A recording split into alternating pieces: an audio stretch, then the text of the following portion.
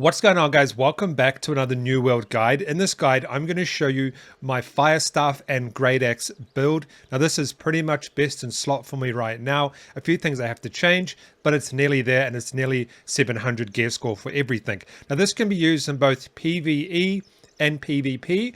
The way I have it optimized right now is mainly for PvP, but you could use it for PvE.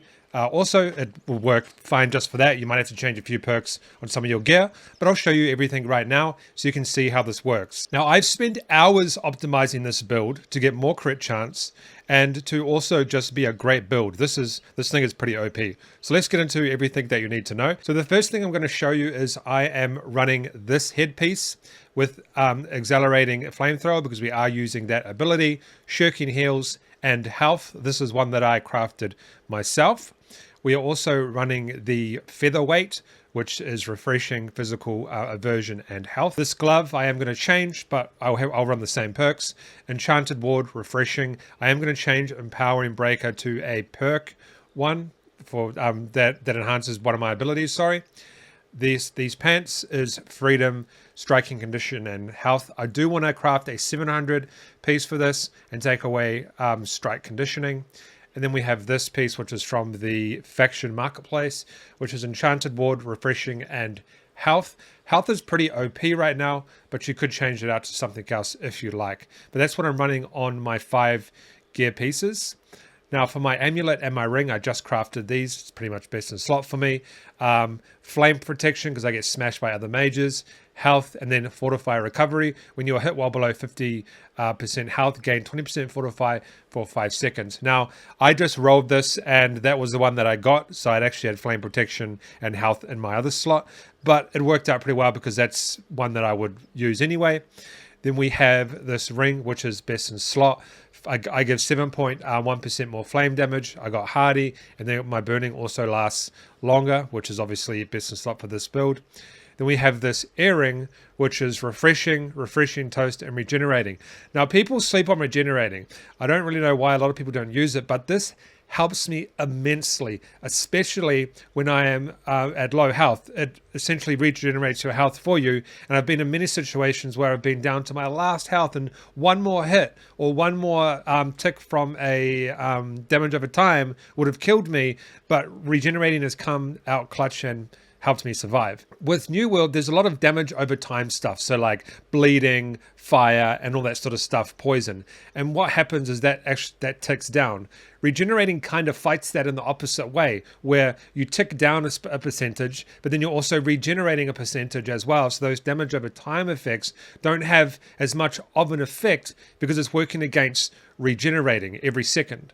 So that's why I love this perk. It's best in slot for me. I use it on every single build. I don't do a build without it. It's just very, very good. However, if you do run this, it's only good if you know how to use it. So like, for example, if you're in a fight with somebody and you're pretty much down to your last hit, like you're going to get killed in one more hit, you're going to want to get out of there. And that's when regenerating works very well, because as you are leaving the fight to get cover or regenerate your health, it's ticking over, and then maybe a arrow will hit you or a fireball from somewhere else, and it's ticked over just enough for you to take one more hit as you're running away. It's very good in that scenario. Now, this Fire Staff is not really best in slot, although I kind of do like it. I am really liking this Fire Staff.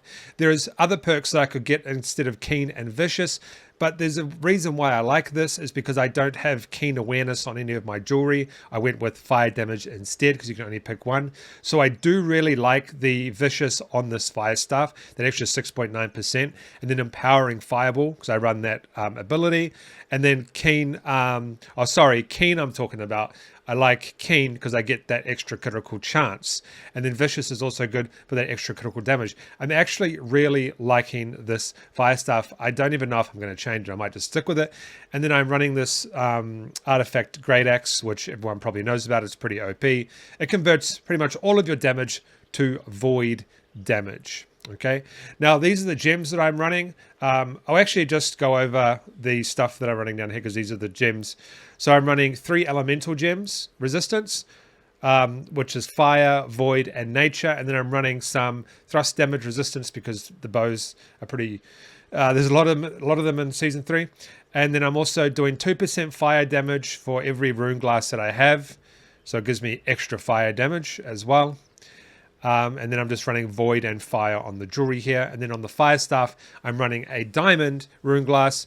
And basically when I'm at full health, I do 12% more damage. Now there's two that you could use here. You could use this one, which I like to use because I do stand back a lot of the times and I am full health quite a lot. Or you could use the one where you get 20% more damage when you're 30. I think when the enemy is 30% below 30% of their health, and you can essentially finish them off. That's a good one if you're more in the fight. This specific build, I'm not really in the fight all the time.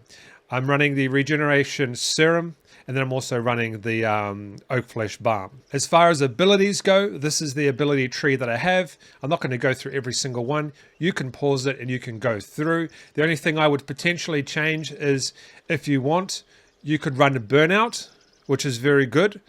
But instead of that, I'm running the flamethrower just because I have a nice perk for it. And this is actually pretty OP in some situations. It's quite strong. So this is why I'm running it. However, if I was running a more kind of like get in and out build, I'll definitely be running the burnout if I was much more squishy.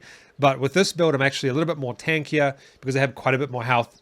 And we'll jump into that soon. That's why I run flamethrower, because I can stay in the fight a little bit longer if I actually need to do so. But that's the fire staff. Let's go back to the Great Axe. Great Axe, where is it? Right here. This is what I'm running for the Great Axe. Works pretty good. I can do the slam, or the charge, sorry, and get away. So charge is pretty much essential for this. You will need it, because it's very good for getting away. This is the execute. I just call it the slam. You slam down and you do massive damage on an enemy in one single shot. And then we have the whirlwind, which is very good for enemies that are grouped up around you. And you also get grit. Grit is good. So grit prevents you from being staggered by incoming attacks. Okay, so this is the skill tree that I have for the Great Axe. You can pause it and have a look and take a photo if you like. Now, abilities. I've just respect and I am running food. So people always ask me, how do I have extra points? I'm running this food here, which gives me more intelligence. So this gives me more intelligence, 40 more intelligence for 60 minutes. So let's have a look at my abilities here. There is a lot of ways you can run this. So I will show you two ways. Actually, I'll show you a few ways. So you get 5% light attack damage with 25 into strength. I've tested it. It's worth using this. No matter what, it's worth using it. You do get more damage. And then you could potentially use the 5% crit chance. However, I've done some tests. It's not really worth it. I don't know. So out of 100 out of 100 hits that I did on a dummy, my crit, I only got one extra crit out of 100 on this. So I don't really know if it's worth it. Out of 100 hits, to have only one extra critical hit, I don't think it was worth it. So you could potentially put 25 points into this and get an extra crit chance. That's up to you. But I'll show you what I run. And also, if you wanted to, you can put 25 into ability cooldown. This is actually pretty good. I do use it sometimes. But I'll show you my build that I'm running right now. And it's a pretty tanky build. It's not tanky, but it's much tankier than most builds. Now, anything kind of I noticed over 380 on intelligence, you're really getting a lot of diminishing returns here. So it's kind of not worth it, because you just get, I don't know, 380 was kind of the sweet spot for me. So this is what I've been doing. I've been running 25 strength, 380 intelligence, and 214 constitution. And this gives me a health of an HP of 18,749. So this is a very high HP build, but let me have a look. We still do very good damage. We're doing over 4,000 crit chances. We're doing 165 smolder, which is very good. Now, obviously, it scales down in PvP depending on what type of armor people have. But we're still doing over 4k crit. 4,000... Sorry, that was 4,200 critical, which is very good. Very, very good. And we have so much health, which is also very good. And so this build works extremely well. Now, some people might say over 4,000 crit is, you know, obviously bows can do much more than that and everything. But I've tested it, and the more points that I put into intelligence to get more damage, it's not worth the cost of constitution. it's worth it for me to put more into constitution and get more health than to pump intelligence up. It's just, after all the testing I've done, I find that 380 is the sweet point. You could potentially pump it up to 400, but then you've got to take points out of strength. Then you've got to take points out of constitution. And it's not worth it in my opinion. So that's what I've been running. Or you could potentially drop down even further on, you could even drop down further on constitution and go to maybe 150 if you like. And then you could pump more 25 into dexterity. And then you can pop 25 into focus if you like to get the extra ability cooldown reduction. I would recommend doing that if you're staying back and you're not in the fight as much. But if you're in the fight with this, especially in a light build, you definitely want to be running more HP. And another little secret that I'll tell you before we leave, you want to run heavy headset, you want to run the featherweight, you want to run a light glove, light pants, and heavy footwear. That gives you 1,300, well, it actually gives you 1,200 physical absorption or resistance or whatever, or armor without the perks. It's the best setup for light because you get the most physical damage resistance, or the most armor, I should say. You get the most armor from this setup. Heavy gear, featherweight chest, light glove, light pants, heavy footwear. You get the highest armor that you can get for a light loadout with that setup. All right, guys, that's my build. Hope you enjoyed it. I'll see you on the next video.